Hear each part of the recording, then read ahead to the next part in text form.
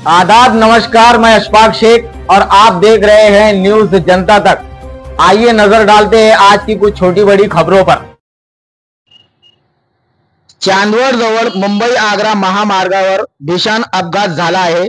या भीषण अपघातात 3 जणांचा मृत्यू झाला असून अनेक जण गंभीर जखमी असल्याची माहिती समोर येत आहे। मुंबई आग्रा महामार्गावर चांदवड जवळील राहुल घाट हॉटेल ग्रीन व्हॅली जवळ एसटी बस आणि ट्रक याचा भीषण अपघात झाला आहे। प्राथमिक माहितीनुसार सकाळी 9 ते 9:30 वाजेच्या सुमारास हा अपघात झाल्याची माहिती समोर येत आहे। अपघातात 22 प्रवासी गंभीर जखमी झाले असल्याचे सांगितले जात आहे। त्यामुळे मृत्यूचा आकडा वाढण्याची भीती व्यक्त होत आहे। अपघाताचे नेमके कारण समजले नसून घटनास्थळी पोलीस दाखल झाले असून जखमींना उपचारासाठी उपजिल्हा रुग्णालयात दाखल करण्यात आले। बचाव कार्य युद्ध पातळीवर सुरू आहे। हा अपघात इतका भीषण आहे की बसची एक बाजू पूर्णपणे चिरली गेली असून रस्त्यावर सीटाचे अवशेष दिसत आहे।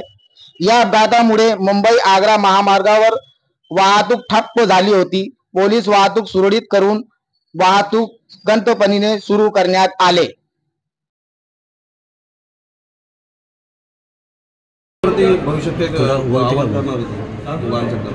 नाही तो वाहन चालकांना ट्रकचा आता लोडेड ट्रक होता म्हणतात तिथं स्पीड किती असेल किंवा बस एक भरलेली होती तिथे ट्रक एकदम 100 म्हणजे मला नाही वाटत की फार 100च्या रेल्वे बस चालली असेल का काय असेल आता चौकशांचीच कळेल।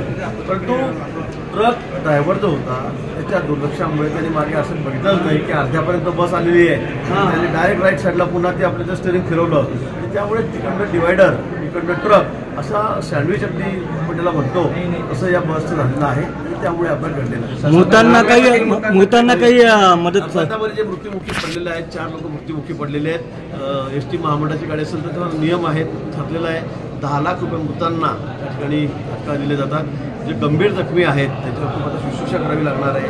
हातपाय गमावलेला आहे किंवा परमनंट डिसेबल झाले तर त्यांना 5 लाख रुपये दिले जातात। अजून तशी परिस्थिती बघून त्या ठिकाणी त्यांना 2 लाख 2.5 लाख अशी मदत त्या ठिकाणी केली जाते। निश्चित या सर्व रुग्णांची काळजी आम्ही घेतोय। मी सकाळी मी नाशिकला तो मला कळाल्याबरोबर मी सर्व डॉक्टरशी बोललेलो आहे, सर्व अधिकाऱ्यांशी बोललेलो आहे। पण सगळ्या पद्धतीने आम्ही काळजी रुग्णांची या ठिकाणी घेतोय। अजूनही आवश्यकता असेल तर आपण त्यांना हायर सेंटरला नाशिकला ठेवू, नाशिकला होत असेल तर मुंबईला सुद्धा आपण त्या ठिकाणी पाठवू। तातडीची काही मदत देणार आहात? तातडीची मदत सांगतो मी म्हणजे मयत झालेले त्यांना 10 लाख रुपये देता सिरियस आजारी आहेत, गंभीर आजारी आहेत किंवा त्यांच्यावर शस्त्रक्रियेची गरज आहे किंवा खर्च लागण्यात त्यांना आपण 5 लाख रुपये त्या ठिकाणी तात्काळ देतोय। थोडी कमी दुखापत झालेली आहे त्यांना 2-2.5 लाख रुपयापर्यंत मदत दिली। ओके बघते काका बूम काका बोलते सर नेमकं कसा अपघात झाला आणि ह्याच्यामध्ये अधिकृतपणे आतापर्यंत डेट किती?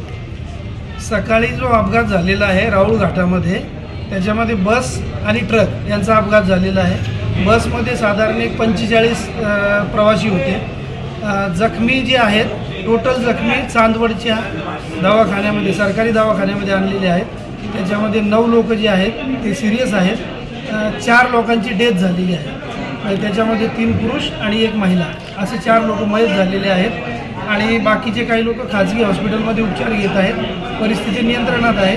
हॉस्पिटलमध्ये डेप्युटी कलेक्टर साहेब, तहसीलदार साहेब आणि मी सर्व लोक परिस्थितीवर नियंत्रण ठेवून आहोत। सर्वजण हा अपघात बसचा टायर फुटल्यामुळे झाला असं बोललं जाते, हे खरं आहे का? ते सगळं आता तपासाचा भाग आहे, ते तपासाअंती होईल। आमची प्रायोरिटी जी आहे ती जखमींना उपचार करणे। बाहेर कुठे पाठवले का यांना? हा काही लोक खाजगी हॉस्पिटलमध्ये सुद्धा गेलेले आहेत। परिस्थिती नियंत्रणात। सर बस कुठं जात होती काय माहिती मिळाली का?